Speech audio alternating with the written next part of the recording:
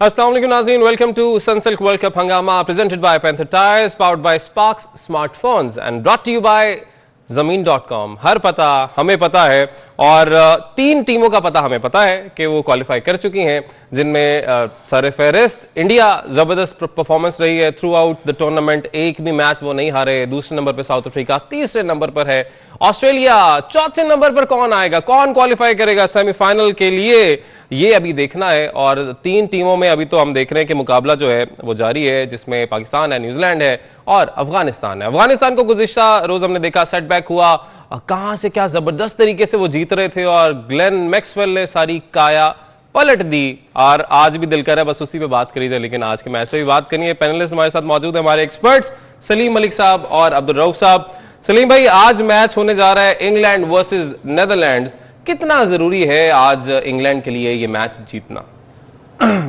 आज आपने सुना ही होगा, टॉस से पहले इंग्लैंड के कप्तान ने जो कहा है कि हमने अगर चैंपियंस ट्रॉफी के अंदर रहना है तो हमें अगले दोनों मैच जीतने हैं। तो जिसमें से एक पाकिस्तान के खिलाफ है, एक पाकिस्तान के खिलाफ है अनफॉर्चुनेटली मगर देखें उन पे भी बड़ा प्रेशर है और वो ये अंडरस्टैंड कर रहे हैं कि अगर हम दोनों मैच नहीं जीते तो हम बाहर हो सकते हैं।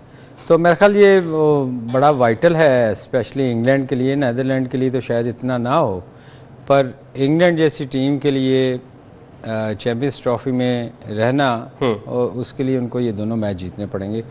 और ऑब्वियसली पिछले काफ़ी क्या पूरे टूर्नामेंट में अच्छा नहीं खेले और ये उनके लिए अंडर प्रेशर तो होंगे, ये इसमें कोई शक नहीं कि वो बहुत सारा अंडर प्रेशर जाएंगे 2 चीज़ों के लिए। एक तो जीतना है, फिर क्वालिफाई करना है चैंपियंस ट्रॉफी के लिए।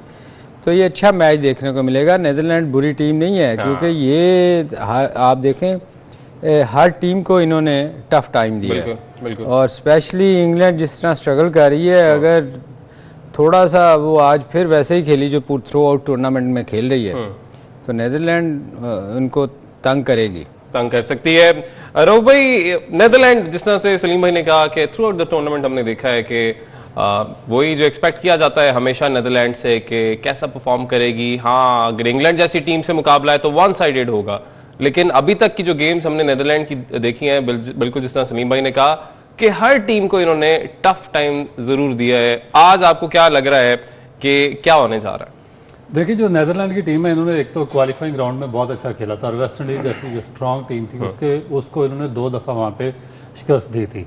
और उसके बाद फिर जब ये वर्ल्ड कप में आए तो इन्होंने 7 मैचेस में से अपने 2 मैचेस जीते हुए हैं और एक मैच जो इनका है वो साउथ अफ्रीका जैसी बड़ी टीम के खिलाफ इन्होंने जीता हुआ है।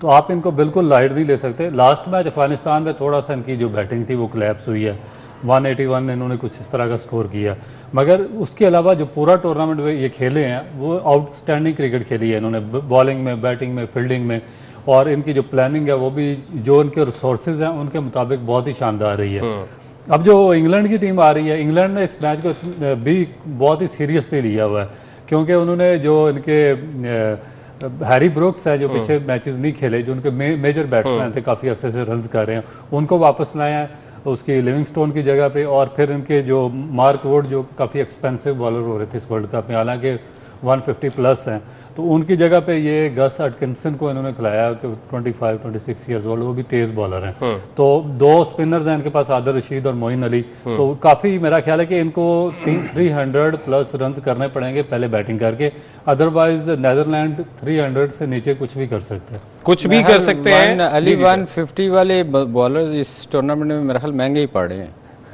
सर, कहाँ पे आप गुफ्तगू ले गए और सिर्फ आते हैं, अभी बाद में आते हैं। अभी हमारे साथ एक कॉलर है। अस्सलाम वालेकुम जी, कौन कहाँ से बात करेंगे? अस्सलाम वालेकुम, शाकिब खान बोल रहा हूं लाहौर से मैं। जी, क्या कहना चाहेंगे आप? सलीम मलिक साहब और रऊफ साहब को अस्सलाम वालेकुम। वालेकुम अस्सलाम। टीवी की आवाज बंद कर लें। क्या बात है, आप बड़े ट्रेन हो गए वैसे। जी, शौकत साहब फरमाइएगा, क्या कहना चाहेंगे आप? जी, मैं ये कह रहा था कि कल तो बड़ी मुश्किल से जीत ली हमने और बड़ी जबरदस्त बैटिंग की माशाल्लाह उसने अपना बैट्समैन ने। तो हमारे मैं जब जीता था तो उसे जावेद मिर्जा साहब, सलीम मलिक साहब हमारे सुपरस्टार थे, और मैच जैसे इन्होंने अपना ईडन गार्डन में 32 बॉलों पे 75 स्कोर किया तो मगर अब हमारे आजकल बैट्समैन क्यों पीछे जा रहे हैं और भाग जाते हैं, क्या वजह इसकी? और हम तो सब शुरू से दुआओं पे जीत रहे हैं, कभी दुआओं के बजाय जीते। जैसे आपने रात को बताया कि सकलैन में स्टार कह रही थी रोजे रखे, तो रोजे का हम फर्ज अगर पूरे कर ले तो अल्हम्दुलिल्लाह अल्लाह की रहमत से ठीक है। मुनाफिन मिलते रोजे सकलैन साहब, इन इमाम साहब या दूसरे बाकी सब रखे, ठीक है ना मालिक साहब, मैं सही कह रहा हूँ ना? अच्छा, नंबर 2 ये कि अपना मुझे लास्ट टाइम भी फोन किया था, आपने मुझे बैच दे दिया, मेरी बात हमजा साहब ने फोन किया उनको आपके बैच कि अभी बैच ले गए, तो काइंडली मुझे बैच जरूर दें आप प्लीज। बिल्कुल जी, बिल्कुल डन हो गया शौकत भाई, डन हो गया। मिड्स का बैट आपको मिलेगा जिसपे सलीम भाई, जिनकी आपको सारी इनिंग्स भी याद है, इनके भी ऑटोग्राफ होंगे, साइन होगा, और ज्यादा रहू भाई का भी साइन होगा, आपको मिड्स का बैट जरूर मिल जाएगा। अब जरा आ जाए जी जो उनका सवाल है, सवाल तो बिल्कुल ठीक है कि जिन कंडीशंस पे आप इतना जबरदस्त परफॉर्म किया करते थे, आप ही जाके उनको फिर थोड़ा सा बता रहे थे वर्ल्ड कप से पहले कि कैसे खेलना है। उन्होंने एक और बात भी की है कि दुआओं पे, वो कल जो हम डिस्कस कर रहे थे, असल में आज आपने एक मीम नहीं देखी, बड़ी अच्छी थी कौन सी वाली? कि वो लेटा हुआ है ज़मीन पे और सामने अफगानिस्तान की टीम खड़ी है और उसने वो कह रहा है पाकिस्तान को मेरी लाश से गुजरना पड़ेगा जीतने के लिए। अच्छा, वैसे ये जो मीम्स के आपके ग्रुप बने हुए हैं ना, मेरा ख्याल है सबसे ज्यादा मीम्स इन्हीं को आते हैं। अच्छा, ये ना सलीम भाई को बहुत ज्यादा क्वेश्चंस आते हैं कि आप पाकिस्तान टीम के साथ क्यों नहीं सिखाते बच्चों को? सर आपके लिए भी बड़े आते हैं, रहने दें आप, जो यहाँ पे आप डेमोन्स्ट्रेट करके बताते हैं ना। मैं आपको बात बताऊं, आपको ये क्लैरिफाई लोगों को बताना पड़ेगा कि भाई इसके पीछे असल वजह क्या है। मैं बता देता हूँ, पहले मैं बताता हूँ, फिर आप अपनी वजह बताइएगा। उसके लिए वजह ये है कि ज़का अशरफ साहब कौन सी जमात के हैं सबको पता है, आप या तो उसमें आ जाएं, या वो जो पहले वाले थे वो जिस जमात के हैं आप या तो उसमें आ जाएं। आप दोनों में से किसी एक जमात को ज्वाइन कर लें। सर आप हेड कोच भी लग सकते हैं, आप कुछ भी लग सकते हैं पीसीबी में। तो मेरे नजदीक ये वजह, अब आप लोग अपनी अपनी वजह बता दें कि ऐसा क्यों है, क्यों नहीं होते वहां पे। मेरे ख्याल में वजह ये है कि देखिए, जो आपका डायरेक्टर डोमेस्टिक है, अब आपको बताना चाहिए ना कौन है वो, उसने पाकिस्तान को कितना सर्व किया हुआ, कैसे वो पाकिस्तान टीम में खेला है। जो आपका डायरेक्टर इंटरनेशनल है, उसने क्या किया हुआ, उसने पाकिस्तान को किस हद तक सर्व किया हुआ, उसका कितना बड़ा नाम है, उसकी जो क्रिकेट की हलकों में उसका कितना यानी कि उसका वकार है या नाम है। उसके बाद जो आपने ये डायरेक्टर लगाया हुआ है हाई परफॉर्मेंस सेंटर का, जहाँ से पूरे पाकिस्तान की लाट आती है, जहाँ से सिखाना, वो उसने क्या किया हुआ, ये सब के सब सिफारशी हैं। एक आधा मैच उन्होंने खेला हुआ है, वो भी किसी ने अपने बाप की वजह से खेला है, किसी का भाई कैप्टन था उसकी वजह से एक मैच उसने खिला दिया। यानी कि वो रेलू कट्टे नहीं होते पकड़ के, भाई मेरा भाई कैप्टन बन गया, उसने कहा जी इसको ठीक है यार ये फर्स्ट क्लास खेल रहा है, इसको भी पाकिस्तान का ठप्पा लगवा दें।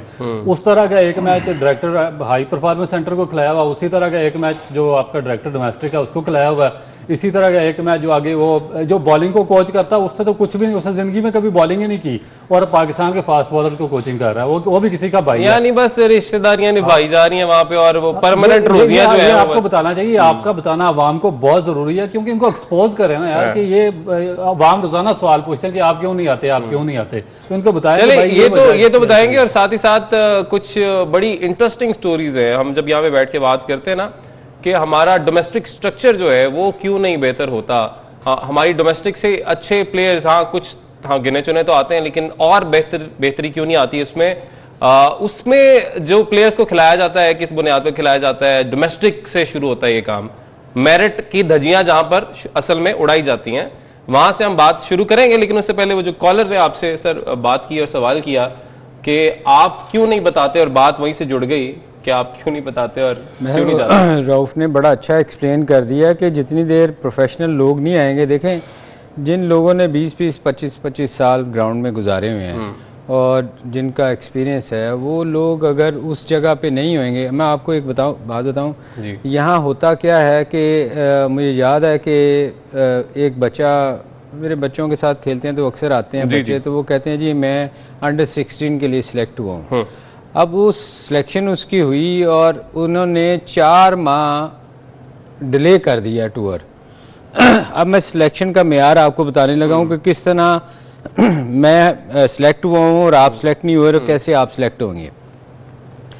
4 माह टूर आगे कर दिया। अब वो अंडर 16 वाला लड़का जो था वो ओवरेज हो गया, और बाकी जितनी वो 32 लड़कों में से 16 लड़के निकाल दिए गए कि जी आप तो ओवरेज हो गए हैं। वो कहें जी हमारा क्या कसूर है, हमने ओ लेवल के पेपर छोड़े हैं, सब कुछ छोड़ा।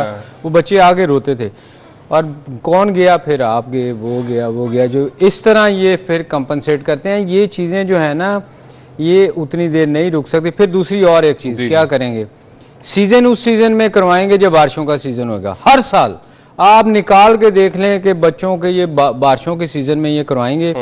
अच्छा प्लेयर गिल्ली विकेट पे स्कोर नहीं करेगा, किसी ने तुक्का मार दिया उसका ये फिर लेके उसको घूमते रहेंगे कि ये बड़ा अच्छा प्लेयर है।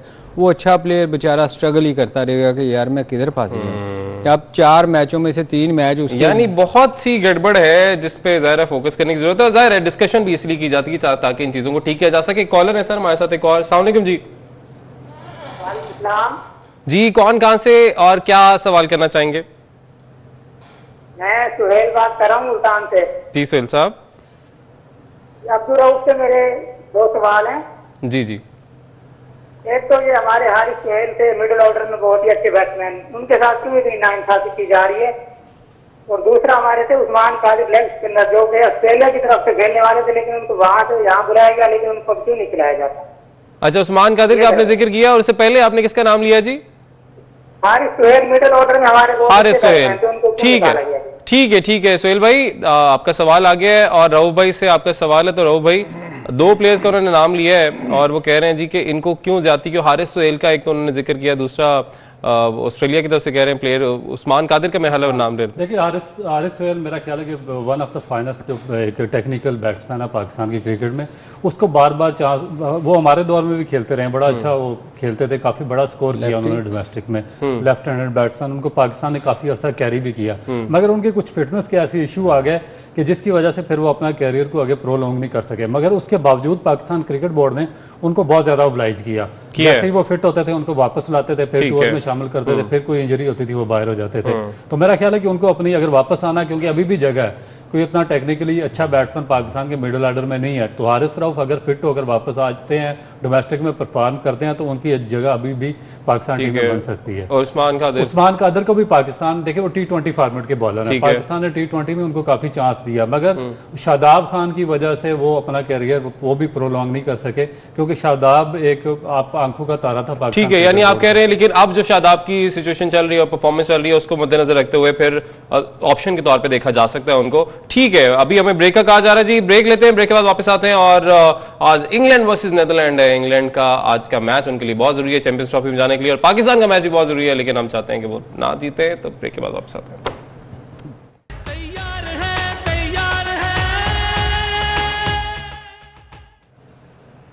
वेलकम बैक नाज़रीन, ब्रेक के बाद एक बार फिर से आपको खुशामदीद कहेंगे। आज है नीदरलैंड वर्सेस इंग्लैंड और मैच का बाकायदा आगाज जो है वो आई थिंक हो गया है। जॉनी बेस्टो जो है वो क्रीज पर मौजूद हैं और गालिबन डेविड मिलान साथ आए हैं। इंग्लैंड ने टॉस जीता था और साथ पहले बैटिंग करने का फैसला किया था और वो अब आ चुके हैं। दूसरी तरफ हम डिस्कस कर रहे थे जी ब्रेक पे जाने से पहले कि क्या मामलात हैं कि क्यों अच्छे जो लोग हैं उनको मैनेजमेंट में शामिल नहीं किया जाता, जो कॉम्पिटेंट हैं, जिनको पता है कि कहां कहां खामियां हैं और कैसे उनको पुर किया जा सकता है। ब्रेक पे जाने से पहले ये डिस्कशन चल रही थी और ये कोई आज पहली दफा तो डिस्कशन चल नहीं रही है, लेकिन करने का मकसद यही होता है कि जो बेहतरी जहां पर की जा सकती है वो लाई जाए। सर सलीम भाई, आपने हमने पहले डिस्कस किया ना कि आप कैसे इस तरफ आ सकते हैं, कैसे आप मैनेजमेंट की तरफ जा सकते हैं, प्लेयर्स को अगर सिखाना है आपने तो वो आप किस तरह कर सकते हैं। तो उसके लिए मेरा ख्याल है आप दोनों की ना एक याजो इंटरनेशनल टाइप कंपनी होना बड़ा जरूरी है। फिर क्या होगा, फिर ये होगा कि आप चीफ सिलेक्टर भी लग सकते हैं, आप कुछ और भी लग सकते हैं, लेकिन ये आपकी याजो इंटरनेशनल है नहीं ना। ये भी तो ये देखे बीच में आ गई है। उसका बेनिफिट पता क्या होता है? हाँ। उसमें ये होता है कि एक तो आप दोनों तरफ डील करवा सकते हैं, दोनों तरफ से पैसा कमा सकते हैं। अच्छा। उसमें आप मैक्सिमम प्लेयर हायर करके आप पाकिस्तान क्रिकेट बोर्ड को भी ब्लैकमेल कर सकते हैं। फिर वो आप इस तरह कर सकते हैं कि जो प्लेयर आपको साइन करेगा आप उनकी सिलेक्शन भी कर सकते हैं, जो नहीं साइन करेगा चाहे वो फर्स्ट क्लास पे 1500-2000 रन बना के बैठा रहे, पूरा सीजन टॉप करके 100 विकेट लेके बैठा। सर इस तरफ हमने आना है। ये देखें, ये जो अब बात डिस्कस कर रहे हैं ना, एक तो हमने गुजारिश भी की है कि वो पूरा एक चार्ट भी हमारे पास मौजूद है, उसको आने में थोड़ा टाइम लगेगा, वो हम बाद में दिखा देंगे, लेकिन अब क्योंकि डिस्कशन आपने शुरू कर दी है तो इस तरफ आ जाते हैं। ये जो बात कर रहे हैं, ये बात कर रहे हैं कि हमारे रीजनल लेवल पे अगर हम बात करें तो एक प्लेयर हैं जो कि सामने आए हैं और उन्होंने अपने बल्ले को आग लगा दी, बल्ला तोड़ दिया और बड़ा कुछ किया है, बहुत ज्यादा हंगामा उन्होंने किया है। बहुत से क्रिकेटर्स इसको कहेंगे जी ये तो डिसिप्लिन की खिलाफ वर्जी है, ऐसे है वैसे, लेकिन जब एक बंदे के साथ ऐसा हो रहा हो, जब मेरिट का कत्ल हो रहा होगा, तो फिर बताएं कि वो बंदा या वो प्लेयर जो है, वो खिलाड़ी जो है जिसने इतनी स्ट्रगल की होती है कि यहाँ पे पहुंचे, वो कहाँ जाएगा। ये अगर हम बात करें तो ये नंबर 3 पर है, इनका नाम आफाक शाहिद है। और इनके मुताबिक और जो चार्ट भी हम आपके साथ शेयर करेंगे थोड़ी देर में, 5 मैचेस खेले इन्होंने, 441 रन बनाए, जिसमें 2 सेंचुरियां इन्होंने स्कोर की हैं लाहौर में ये टॉप 3 पर हैं, लाहौर की हम बात कर रहे हैं। और टॉप 3 पे होने के बावजूद इनको कायद आजम ट्रॉफी से दूर रखा गया, यानी उसके लिए बुलाया ही नहीं गया। उसके बाद नंबर 2 पे आ जाते हैं, 3 के बाद नंबर 2 पे आते हैं, मोहम्मद फाइक इनका नाम है। 5 मैचेस में 470 रन हैं, कायद आजम ट्रॉफी के लिए इनको भी नहीं बुलाया गया। और जो नंबर 1 के प्लेयर हैं लाहौर की तरफ से, उमैर दानियाल उनका नाम है, 481 रन, नंबर 1 पे लीडिंग स्कोरर, टॉप स्कोरर। और 5 मैचेस में इन्होंने 481 रन बनाए। एक इनको ओडीआई खिला दिया गया, लेकिन उसके बाद कायद आजम ट्रॉफी में इनको भी नहीं, कायद आजम कप जो है उसमें भी शामिल नहीं किया गया। पाकिस्तान कप का एक इनको ओडीआई मैच खिला दिया गया और उसके बाद वो गायब हो गए, नजर नहीं आए। अब ये काफी शिकवा जो है वो कर रहे हैं आफाक शाहिद। और जो सबसे बड़ा इल्जाम यहां पर लग गया है, वो इल्जाम अगेन वो कॉन्फ्लिक्ट ऑफ इंटरेस्ट यहां पर भी आ गया है कि जो आपकी चीफ सिलेक्टर थे, जिन्होंने भी रिसेंटली रिजाइन दिया है, ये याजो इंटरनेशनल वाले जो हैं, इंजमामुल हक, उनके बेटे हैं एहसामुल हक, जो कि लाहौर में 70वें नंबर पर थे। इनके 200 रन हैं। एक तरफ हम बात करें 470 रन वाली, 481 रन, 441 रन, दूसरी तरफ 70वें नंबर पर, ये टॉप 3 को छोड़ के 70वें नंबर पर जो है एहसाम, उनको कायद आजम ट्रॉफी में भी टीम के साथ रख लिया जाता है। तो ये क्या हो रहा है सर, ये मैं आपसे पूछना पड़ेगा। देखिए सीधी सी बात है, ये देखें, अब ये ज्यादती नहीं है, ये टॉप 3 प्लेयर्स जो हैं, इनको छोड़ के आप अगर 70वें बंदे को उठाएंगे तो फिर क्या करेंगे वो? अली, मैंने अभी थोड़ी देर पहले आपसे कहा था कि होता क्या है कि किसी लड़के को खिलाना हो तो 16 लड़कों की टीम सेलेक्ट होती है, 32-30 लड़कों का कैंप लगता है और फिर उसको 4 माह के बाद ओवरेज करके बाहर निकाल दिया जाता है। जो ये आप जो सिचुएशन बता रहे हैं, अगर ऐसा है तो ये देखें ना, फिर वो मैंने वीडियो भी वायरल होती हुई देखी है, उसने अपना किट बैग, उसने बैट तोड़े हैं और चीज़ें इस तरह की हैं। तो फिर बच्चा क्या करेगा? वो देखें ना, हम खुद बड़ा स्ट्रगल करके आए हुए हैं, सारा साल जाके क्रिकेट खेलते थे, गर्मियों में जाते थे, सारा दिन ग्राउंड में रहते थे। तो जब एक बच्चा इतनी मेहनत करके अगर उसने स्कोर किया है और वो देख रहा है कि मैं फ़र्स्ट क्लास खेलूँगा, उसके बाद मैं पाकिस्तान के लिए खेलूँगा, एम लेके चलते हैं ना आपके, यार मेरा गोल वो है कि मैंने पाकिस्तान खेलना। जब आपको नीचे से ही वो दुत्कार दिया जाता है तो फिर आप क्या करेंगे? मैंने बहुत सारे लोगों को देखा पिछले सीज़न में, रऊफ़ी विटनेस होंगे कि वो तंदूर पे रोटियां लगा रहा है, कोई मजदूरी कर रहा है, कोई गाड़ी चला रहा है। हमारे टेस्ट प्लेयर इंग्लैंड में गाड़ी ऊबर चला रहे थे। तो बात ये है कि जब आप लोगों के साथ ज़्यादती करेंगे तो ना तो पाकिस्तान टीम को अच्छे प्लेयर मिलेंगे, फिर आपको यही होएगा कि आप बैठ के टीवियों पे लोग को फ़ोन किया करेंगे कि जी हम बेहतर कैसे कर सकते हैं। बेहतरी नहीं आएगी जितनी देर आप हक वाले को हक नहीं देंगे। हक वाले को जब तक हक नहीं देंगे बेहतरी नहीं आ सकती। आपकी तरफ में आऊंगा, लेकिन उससे पहले एक कॉलर है। अस्सलाम वालेकुम जी, कौन साहब कहां से बात कर रहे हैं, क्या कहना चाहेंगे? ठीक है, कॉल ड्रॉप हो गई है जी, देख लेते हैं अगले कॉलर जो आते हैं उनसे बात कर लेंगे। ये जो सिलसिला है, ये देखें, ये वो एक है ना, ये सिलसिला हर दौर है।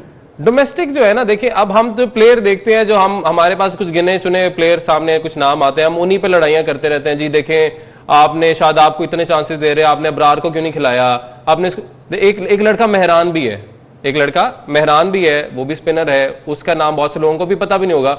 डोमेस्टिक में बहुत से प्लेयर्स ऐसे होंगे जिनका हमें पता ही नहीं होगा, क्योंकि जाहिर है वो अभी तक आगे आए नहीं, लेकिन उनको आगे आने भी नहीं दिया जाता। यानी किस हद तक, ये जरा बता दीजिएगा, आपके साथ मुझे पता है आपके साथ बड़ा कुछ हुआ है, तो किस हद तक डोमेस्टिक के अंदर सिफारिशें चलती हैं, ये इसका बेटा है या उसका बेटा है, इसकी पर्ची वो है, इसको खिलाना है, इसको नहीं खिलाना है। अच्छा, इसका मैं आपको बताऊं, जो सबसे बेसिक रीजन इसकी है, पाकिस्तान क्रिकेट बोर्ड का चेयरमैन, वो सब जितनी मैनिपुलेशन होती है, जितना नीचे इस तरह की मिसमैनेजमेंट होती है, उसका सोल रिस्पॉन्सिबल पाकिस्तान का चेयरमैन होता है क्रिकेट बोर्ड का। उसकी वजह क्या होती है कि उसने इलेक्ट होना होता है वोट लेकर, जो रीजनल प्रेसिडेंट होते हैं उनके, रीजनल प्रेसिडेंट ने इलेक्ट होना होता है वोट लेकर जो आपके डिस्ट्रिक्ट प्रेसिडेंट होते हैं, डिस्ट्रिक्ट वालों ने क्लबों के प्रेसिडेंट से वोट लेके इलेक्ट होना होता है।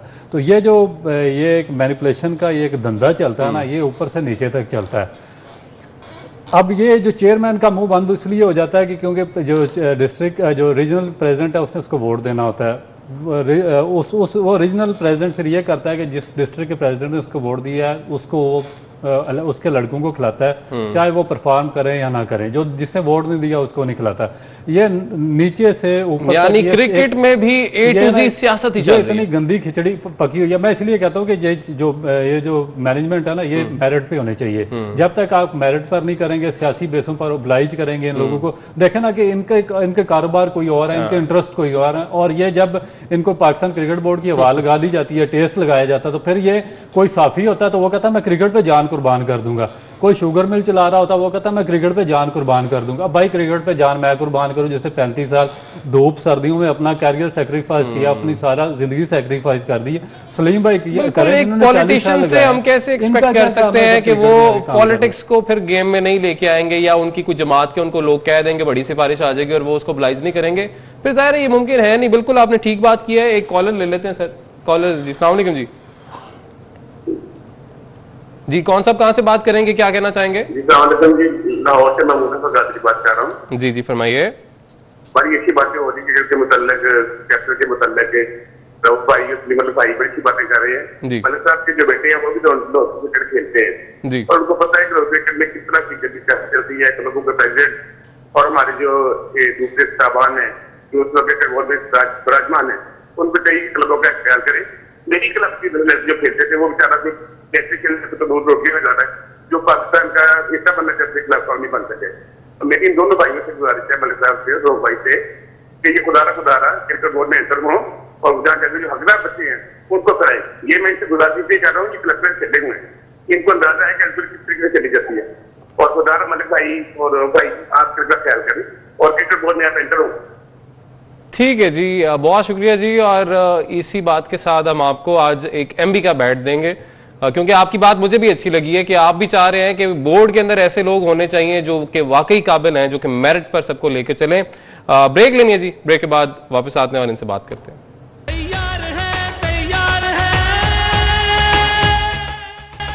वेलकम बैक नाज़रीन। ब्रेक के बाद एक बार फिर से आपको खुशामदीद कहेंगे। इंग्लैंड वर्सेस नीदरलैंड मैच जो है शुरू हो चुका है। 35 रन इंग्लैंड बना चुका है, लेकिन आज हम बड़ा ज़्यादा वेट कर रहे थे उस शख्स का जिसका नाम है पोला जी। और पोला जी जो है अब मैदान में आ चुके हैं, यानी सेट पे आ चुके हैं। और पोला जी ने क्या जी की थी प्रेडिक्शन क्या की थी? पोले ने कहा था ऑस्ट्रेलिया जीतेगा, अफगानिस्तान जीतेगा। नहीं। पोले ने कहा था ऑस्ट्रेलिया जीतेगा। सर हैट्रिक होगी वैसे पोले की आपको। अच्छा, अब तो मानना पड़ेगा। पहले आप लोग बड़ा अली जब 7 आउट हो गए थे ना, असी चुल पा के बड़ा मारे। अच्छा वैसे पोला जी वैसे होया कि ये वैसे मैं, क्योंकि देखो 91-7, अच्छा कुदरत का निजाम है, यानी आप ये मुश्ताक अहमद वाली बात कर रहे हैं। कुदरत का निजाम है, ਇਹਨਾਂ ने भी लगता रोजा रखा। मैं कहना पोले ला दे कोच हेड कोच ला दिए। अच्छा एक तो ये इनका तो हुआ ही है, और आज की प्रेडिक्शन भी मेरे पास आ गई है। हो तेरी कहर हो जाए। वैसे पोले ते और हेड कोच दे कोई फर्क कोई नहीं है। वो भी सही है, वो भी सही है। अच्छा चले जी, इस तरह बाद में आते हैं। अभी जो इन्होंने लिख दिया नाम वो अपने नाज़रीन को बताते हैं। इंग्लैंड का नाम इन्होंने दे दिया जी कि आज के मैच में इंग्लैंड जो है, ये पोला जी का ये है कि इंग्लैंड जो है आज का मैच जीत जाएगा नीदरलैंड से। सर आज ही का जीतेगा ना, अगला पाकिस्तान वाला तो नहीं जीतेगा ना? अच्छा ठीक है, आज का मैच इंग्लैंड जीतेगा। अपनी पोजीशन बेहतर करने की पूरी कोशिश करेंगे। पाकिस्तान फिर उम्मीद से है। पोला बड़ी खतरनाक गल कर रहे हैं। पाकिस्तान फिर उम्मीद से है। सर बड़ी मेहरबानी, बहुत शुक्रिया। हम भी उम्मीद से हैं, पूरी कौम उम्मीद से है पाकिस्तान के लिए। देखो ना पोला नहीं दिया, सियाना हो गया पाकिस्तान एकदम जा जाएगा। पेश कोई पोला कोई सियाना नहीं होता जा रहा। एक तो ना पोला जी की प्रेडिक्शन है ना, एक हमारे उसामा भाई हैं ना सर, एक उनकी प्रेडिक्शन थी और उन्होंने आपको क्या कहा था जरा बता दें, आज नाज़रीन को हैरान रह जाएंगे सारे। पोला जी कहते मेरे मोक्खलों ने बताया, उसामा ने। अच्छा उसके बाद क्या हुआ कि मैच खत्म हो गया। हाँ। वो मुझे फोन किए जा रहा है, हम इस पे क्या बताया था मोक्खलों ने? कह रहे जी आज उन्होंने वो नहीं नहीं ग्लेन मैक्सवेल वाला। हाँ वो नहीं कह रहे, पहले कहते नशे में दे वो जब ऑन 7 आउट हुए ना, अच्छा, कहता नशे में थे। अच्छा, हमने बोले उसको बड़ा रिकॉर्ड गया, सामा ये तूने क्या यार। सामा चला गया घर, वहां जाके वो कहीं गेम चेंज हो गई, वो वहां से फोन कर रहा है, ओ वो ठीक हो गए हैं, उन्होंने पानी जाने मुझे सामा साहब कहते हैं कि मैंने बता दिया था कि जी ग्लेन मैक्सवेल ने 150 प्लस करना है। नहीं, ये वैसे उसने कहा था, ये उसने कहा था, ये उसने कहा। अब ये मैं भी हैरान हूँ कि भाई ये कैसे, मतलब ये शेयर कर दीजिएगा उसका नंबर, अब बड़े सारे पागल लोग उसको फोन करना शुरू हो जाएंगे। हाँ, पागल लोग फोन करना शुरू होंगे। आजकल एक स्कैंडल भी चल रहा है इसी चीज को लेके, फोन क्यों कर रहे हैं, जिसपे आप बात कर रहे हैं। अच्छा, क्यों फोन करेंगे, क्या करने के लिए फोन करेंगे। बहरहाल नाज़रीन, अच्छा स्कोर तो बता दीजिए हमारे नाज़रीन को, साथ ही साथ मैच भी थोड़ा थोड़ा साथ डिस्कस कर रहे हैं। 39 जो है वो स्कोर हो चुका है इस वक्त, और नेदरलैंड के खिलाफ इंग्लैंड की बैटिंग जो है वो जारी है। 4 ओवर हो चुके हैं। इंग्लैंड आज, जिस आपने पहले भी प्रोग्राम के आगाज में कहा कि भरपूर तरीके से कोशिश करेगा आज का मैच जीतने के लिए, लेकिन ऐसा क्या हो गया कि जो दिफाई चैंपियन है, यानी वो टीम जिसने लास्ट वर्ल्ड कप जीता, इस वक्त नेदरलैंड से भी नीचे हमें चार्ट में नजर आ रही, पॉइंट्स टेबल पे नजर आ रही। क्या वजह बनी? देखिए, इस टूर्नामेंट के शुरू होने से पहले तो इंग्लैंड की टीम मेरी भी फेवरेट टीम थी, और काफ़ी लोगों की ये फेवरेट टीम थी, क्योंकि इसमें एक तो बैट्समैन बड़े अच्छे हैरी ब्रुक्स थे, जो रूट्स हैं, बेरिस्टो हैं, बटलर, यानी कि इस पूरे टूर्नामेंट में जो सबसे मेरा फेवरेट बैट्समैन है वो बटलर था। मगर पता नहीं इनको क्या हुआ कि स्वाइब मिलान ने, जिसने 1 सेंचुरी की है, 104 बॉलों पे 140 रन किए, उसके अलावा इनके सब बैट्समैन नाकाम हो गया इस टूर्नामेंट में, किसी से कोई बड़ी परफॉर्मेंस नहीं हुई। हालांकि जो रूट्स थे वो बड़े स्टडी प्लेयर हैं, वो टेस्ट क्रिकेट खेलते हैं कंटिन्यूसली, लिस्ट ए के मैचेस खेलते हैं, और वो पार्टनरशिप बिल्ड करते हैं, टीम को लेकर चलते हैं। मगर 5 मैचेस में लगातार वो फ्लॉप हो गया, अर्ली ऑन आउट हुए, इनकी पार्टनरशिप बिल्ड नहीं हुई। फिर इनका जो स्पिन बॉलिंग अटैक था वो बहुत ज्यादा स्ट्रगल करता रहा। यानी ऐसे लग रहा है कि कॉम्बिनेशन उस तरह से हाँ, बिल्कुल ठीक है, इसको परफॉर्म नहीं कर पाया।